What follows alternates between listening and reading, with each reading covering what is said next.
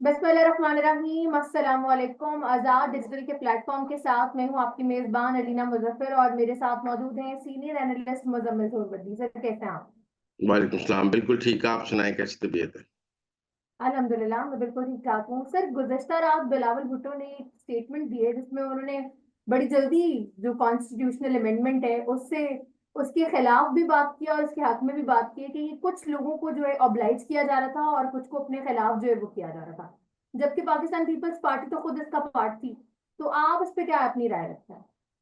देखें, इस वक्त तो एजेंडा ये है कि मौलाना को किसी मिनिमम एजेंडे पर मुत्तफिक करके तो एक आईनी तरमीम कर ली जाए, और जो ठीक है। हुकूमत के अहदाफ हैं वो दूसरी आईनी तरमीम में भी पूरे हो सकते हैं, जो इसके बाद भी 8-10 दिन बाद आ सकती है।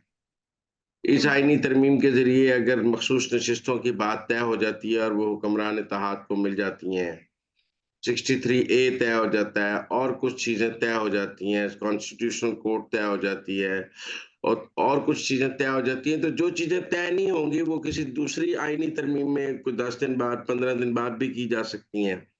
कहीं आइन में ये तो नहीं लिखा कि एक एक चीज को एक आईनी तरमीम के बाद दूसरी आईनी तरमीम 1 साल तक नहीं हो सकती। आप 2 दिन बाद भी नई आईनी तरमीम ला सकते हैं। तो लिहाजा इस वक्त चूंकि मौलाना के पास कास्टिंग वोट्स हैं, और उन कास्टिंग वोट्स की वजह से मौलाना का जो मिनिमम एजेंडा है उसको उसको उस पर ही इत्तेफाक राय हो सकता है। लिहाजा मेरे ख्याल में ये 2 आईनी तरमीम आएंगी। पहली आईनी तरमीम जो आएगी वो मौलाना की रजामंदी से आएगी, दूसरी आईनी तरमीम जो है वो हुकूमत की बाकी ज़रूरियात के तनाजुर में आएगी। तो पहली आईनी तरमीम यकीनन मौलाना की मिनिमम एजेंडे पे, जिस पर मौलाना दस्तखत करने को तैयार हों, उस पर आएगी, और दूसरी का मौलाना बाइकआउट भी कर सकते हैं, दूसरी में मौलाना शामिल नहीं भी होंगे, दूसरी के खिलाफ मौलाना लीड भी कर सकते हैं। लेकिन मैं समझता हूँ कि जो अभी स्ट्रैटेजी बनी है वो ये है कि मौलाना जिस मिनिमम एजेंडे पर वोट डालने के लिए तैयार हैं, उसमें कुछ बातें हुकूमत की जो बुनियादी ज़रूरत की हैं वो पूरी हो जाएँ, और बाकी मौलाना के साथ आगे चला जाए, तो ये ब्रिज को क्रॉस किया जाए। तो बिलावल उसके लिए माहौल बना रहे हैं। वरना देखिए ना जी, सदर मुमलिकत आसिफ जरदारी पहले मौलाना के पास गए, मोहसिन नकवी के साथ। अब मोहसिन जी। नकवी जब जाते हैं तो हम समझते हैं एस्टेब्लिशमेंट गई है, आसिम मुनीर गए हैं। और जब जी है। सदर मुमलिकत गए, और वो पाकिस्तान के सबसे बड़े ओहदा है, आईनी ओहदा है, और साथ पीपल्स पार्टी के चेयरमैन है, बिलावल से जो सीनियर पोजीशन में है आसिफ जरदारी, उन्होंने जाके मौलाना को बंदूक गिफ्ट की। मौलाना ने बंदूक का तोहफा वसूल किया, और वो मुलाकात एस्टेब्लिशमेंट और आसिफ जरदारी के दो दो बंदे थे, मतलब मोहसिन नकवी और आसिफ जरदारी मौलाना को मिले, और मुलाकात कामयाब हुई। उस मुलाकात के फॉलो अप में प्राइम मिनिस्टर गए मौलाना के पास, और प्राइम मिनिस्टर के साथ भी एस्टेब्लिशमेंट का नुमाइंदा मोहसिन नकवी मौजूद था। तो दोनों की हम्म। मुलाकातें एस्टेब्लिशमेंट के नुमाइंदे की मौजूदगी में हुई।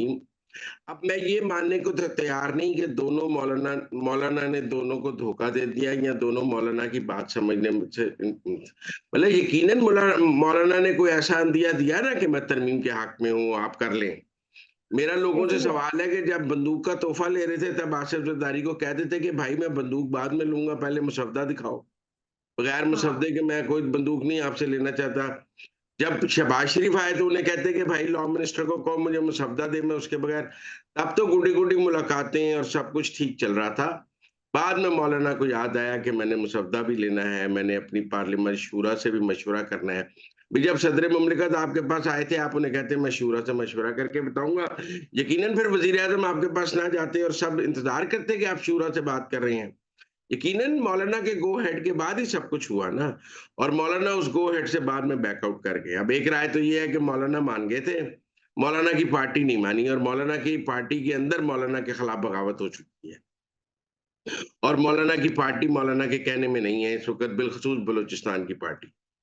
और ये माजी में भी हुआ है कि मौलाना की बलूचिस्तान की पार्टी मौलाना के कहने में नहीं थी, जब शिरानी वगैरह अलहदा हुए हैं, हाफिज हुसैन वगैरह हुए हैं। आज भी मुझे ऐसे लगता है कि मौलाना की जो बलूचिस्तान की पार्टी है वो मौलाना के कहने में नहीं है माजी की तरह। इसीलिए मौलाना तो मानने में थे, लेकिन शायद उनकी पार्टी नहीं मानी, और वो उस पार्टी के ना मानने की वजह से मौलाना को बैकआउट करना पड़ना, वरना मैं नहीं समझता कि आपको सदर मुमलिकत मिले हैं, वजीर आजम मिले हैं, और उसके बाद जो है उन दोनों ने ये आपकी से मुलाकात के बाद ये अंदाजा लगाया है कि आप हमारे हक में हैं। भाई दोनों धोखा खा गए, या आप मौलाना ने दोनों को चकमा दे दिया। दोनों बेवकूफ थे, दोनों पाकिस्तान की सियासत के बेताज बादशाह हैं। आसिफ जरदारी होती है। मुफाहमत के बादशाह हैं। शहबाज शरीफ ने ऐसी डील स्ट्राइक की है कि मेरा मतलब मुस्लिम लीग नून इक़्तिदार में है। दोनों सियासत के खिला खेल के बेताज बादशाह हैं। क्या उन्होंने मौलाना को चक्कर दे दिया या मौलाना ने उनको चक्कर दे दिया, क्या हुआ? लेकिन दो एक बंदा तो नहीं मिला उन्हें। मैं पसे पर्दा मुलाकातों की बात नहीं कर रहा। मैं ये बात आप माने कि आसिफ जरदारी बगैर किसी अंडरस्टैंडिंग के मुंह उठा के मौलाना के घर नहीं चले गए होंगे मोहसिन नकवी के साथ। उसके पीछे कोई बिल्कुल। होमवर्क होगा, जिसके नतीजे में वो गए बंदूक का तोहफा लेकर। किसी ने कहा होगा कि सर मौलाना से बात हो गई है, वो राजी हैं, बस आप एक दफा जाएं ना तो उनकी इज्जत बन जाएगी। फिर उसके बाद उन्होंने कहा होगा वजीर आजम भी आए, तो वो वजीर आजम भी चले गए। तो लिहाजा मेरा ख्याल है कि जो भी डिबैकल हुआ है, उसके बाद अब एक मिनिमम एजेंडे पर पहली तरमीम होगी मुझे लगता है, और उसके बाद जो बाकी शिकों की तरमीम करनी जरूरी है वो बाद में हुकूमत अपने नंबर पूरे करके कर लेगी। इसलिए खेल यही है कि मुझे आगे एक नहीं दो तरमीम नजर आ रही। सर कल चीफ जस्टिस ऑफ पाकिस्तान काजी फायज ईसा की सर्विस को 1 साल मुकम्मल हो गया है। आप कैसी देखते हैं उनकी पूरा साल की कारकर्दगी को, और आपको नहीं लगता कि ये पहले चीफ जस्टिस थे जिनको मौका मिला as a federal constitutional court में चीफ जस्टिस ऑफ पाकिस्तान के तौर पर काम करने का? ये फेडरल कॉन्स्टिट्यूशनल कोर्ट तो अभी बनी ही नहीं ना। जो काजी फायज ईसा, उसके कैसे मौका मिल सकता है? वो तो अभी उस आग के दरिया में तो अभी बहुत से दरिया, उस दरिया के अंदर बहुत से दरिया मौजूद हैं। ये क्या वो ठीक है। कॉन्स्टिट्यूशनल कोर्ट का बनेंगे या नहीं बनेंगे? तो अभी तो, लेकिन बतौर चीफ जस्टिस मैं समझता हूँ काजी फायज ईसा की जो कारकर्दगी है, वो माजी के चीफ जस्टिस के निस्बत बहुत बेहतर रही है। मैं काजी बिल्कुल। फायज ईसा को जब साकिब निसार के मुकाबले में देखता हूँ तो मुझे काजी फायज ईसा बहुत बेहतर नजर आते हैं। मैं काजी फायज ईसा को जब उमर अताब बंदियाल के मुकाबले में देखता हूँ तो मुझे काजी फायज ईसा बहुत बेहतर नजर आते हैं। मैं काजी फायज ईसा को जब गुलजार के मुकाबले पे देखता हूँ तो मुझे बहुत बेहतर नजर आते हैं। मैं काजी फायज ईसा को जब आसिफ सईद खोसा के मुकाबले पे देखता हूँ तो मुझे बहुत बेहतर नजर आते हैं। मुझे नजर आता है कि इस मुल्क में कभी फुल कोर्ट हो ही नहीं सकता था। पिछले 5 चीफ जस्टिस फुल कोर्ट बनाने से डरते थे, अपने साथी जजों से डरते थे। और हम जब कहते थे कि ये बहुत अहम मामला है, इस पे फुल कोर्ट बना लें, तो हमें बताया जाता था कि फुल कोर्ट तो हो ही नहीं सकता, फुल कोर्ट तो बहुत मुश्किल है। काजी फायज ईसा ने उस फुल कोर्ट को 1 दफा नहीं, 2 दफा नहीं, 3 दफा करके दिखाया। सब साथी जजों को एक केस में बिठाकर फुल कोर्ट में फैसले किए हैं। क्या सही उम्रता है। बंदयाल, क्या साकिब निसार, क्या आसिफ सईद कोसा, क्या गुलजार ये कर सके? नहीं कर सके। काजी फायज ईसा पाकिस्तान के पहले चीफ जस्टिस हैं जिसने फुल कोर्ट बनाकर अपने इख्तियारात एक कमेटी को दिए। बिल्कुल ये नहीं है। बताएं कि उमर अता बंदयाल और काजी फायज ईसा का मुआवजा करें। उमर अता बंदयाल अपने इख्तियारात के लिए इतना पागल था कि उसने कानून बनने से पहले कानून को मुअत्तल कर दिया। एक चीज ने जन्म ही नहीं लिया, ये ऐसे ही है जैसे आप किसी के पेट में बच्चा मार दें। उसने पार्लियामेंट के पेट में एक कानून मौजूद था जो पार्लियामेंट के पेट में मौजूद था, उसने उसको पार्लियामेंट के पेट में वो बच्चा मार दिया, कानून मार दिया। मैं देखता हूँ कि होती है। काजी फायज ईसा ने फुल कोर्ट बनाए हैं। उन फुल कोर्ट्स ने काजी फायज ईसा से नहीं भी मुत्तफिक हुए, फैसले खिलाफ भी आए हैं, लेकिन काजी फायज ईसा ने फुल कोर्ट बनाए तो हैं, प्रैक्टिस एंड प्रोसीजर बिल को अमल तो किया है। सुप्रीम कोर्ट से सियासत खत्म करने की कोशिश तो की है, चीफ जस्टिस की आमरीत को खत्म किया है इस मुल्क में। लिहाजा मैं समझता हूं कि कादी फायज ईसा का नाम पाकिस्तान में जब अदलिया की तारीख लिखी जाएगी, उसमें बहुत ऊंचे हरूफ में लिखा जाएगा, और उनके होती मुकाबले है। के जब चीफ जस्टिस को देखा जाएगा तो उसकी निस्बत काजी फायज ईसा बहुत हमें बेहतर और बहुत अच्छा। मैं तहरीक इंसाफ की मुखालफत पे नहीं जाता, आप आईनी कानूनी माहिरीन से बात करें।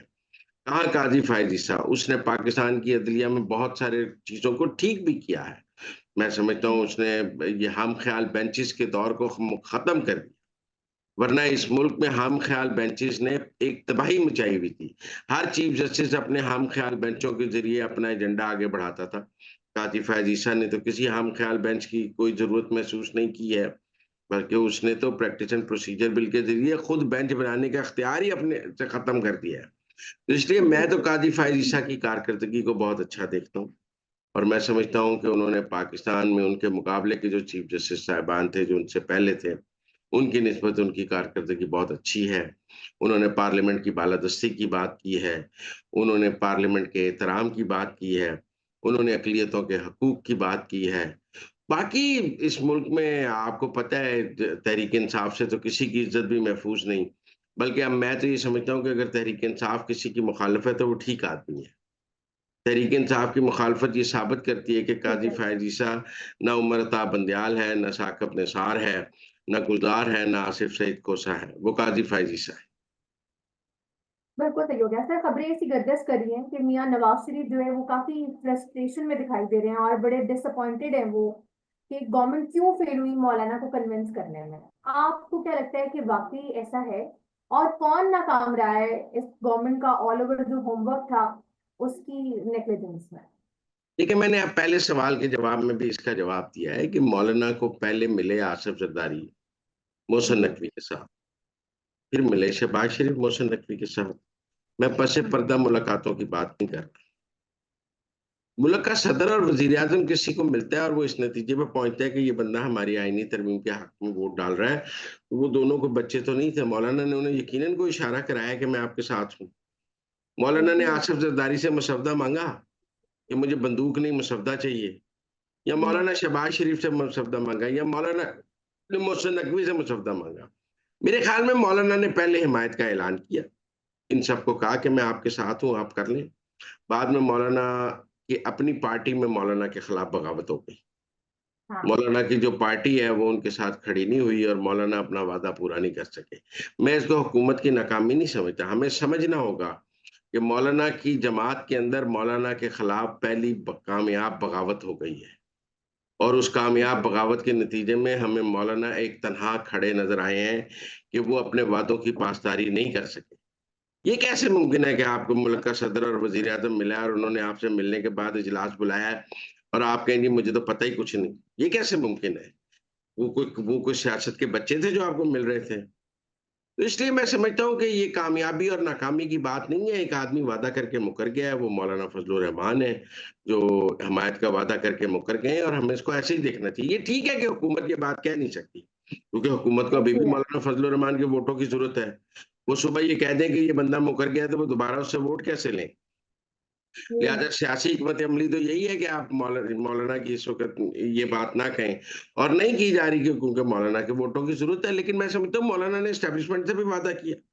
जब मोहसिन नकवी से वादा किया तो एस्टेब्लिशमेंट से वादा किया। मौलाना ने पीपल्स पार्टी ज़रदारी से भी वादा किया, शहबाज। ये सब आपको मिले और ये इस नतीजे पे पहुँचे कि आप हमारे साथ हैं। तो आपने इनसे कोई ऐसी गुफ्तगू की ना कि वो ये यकीन करके कि आप उनके साथ हैं। आप कहते हैं भाई मैं जी। मुसवदे के बगैर आपसे कोई बात करने को तैयार नहीं। भाई मैं मुसवदा लाएँ मैं अपनी पार्टी में रखूँगा। मुझे ऐसे लगता है कि जब मौलाना ने ग्रीन सिग्नल दे दिया, इन्होंने इजलास बुला लिया, मौलाना ने रस्मी कार्रवाई के तौर पे अपनी शूरा और अरकान को बुलाया तो वो पै गए मौलाना नू। उन्होंने कहा मौलाना साहब किधर? आप तो अपनी सीट नहीं डीआई खान से जीत सकते, हमने आपको बलूचिस्तान से जिताया है। आप हमारे बगैर फैसला कैसे कर सकते हैं? तो कहीं न कहीं मैं समझता हूँ कि मौलाना के खिलाफ जेयूआई में बगावत हुई है। ये नहीं हो बिल्कुल। सकता कि ये सब चक्कर खा गए हैं मौलाना से, ये चक्कर खाने वाले लोग नहीं हैं। ये बिल्कुल सियासत के ऐसे हैं। अपने-अपने खेल के बादशाह हैं, शहबाज शरीफ हो, आसिफ ज़रदारी हो, पुराने एस्टेब्लिशमेंट खिलाड़ी हो, हैं। इन सबका काम है सियासत। सियासत ये कुछ सियासत के तिफले मकतब तो थे नहीं। उनसे कोई अच्छी है। बैरिस्टर गौहर तो डील नहीं कर रहा था। उनसे आसिफ बिल्कुल ज़रदारी डील ऐसी कर है। रहा था। उनसे शहबाज शरीफ डील कर रहा था, जिन्होंने हुकूमतें आने-जाने, तरमीम ये काम 100 दफ़ा किए हैं। उन्हें इन कामों के दाँव-पेच पता है। उनके साथ कोई इंटरनी तो पॉलिटिक्स के इंटरनी तो गुफ्तगू नहीं कर रहे थे। उनके साथ सियासत के पीएचडीज़ गुफ्तगू कर रहे थे।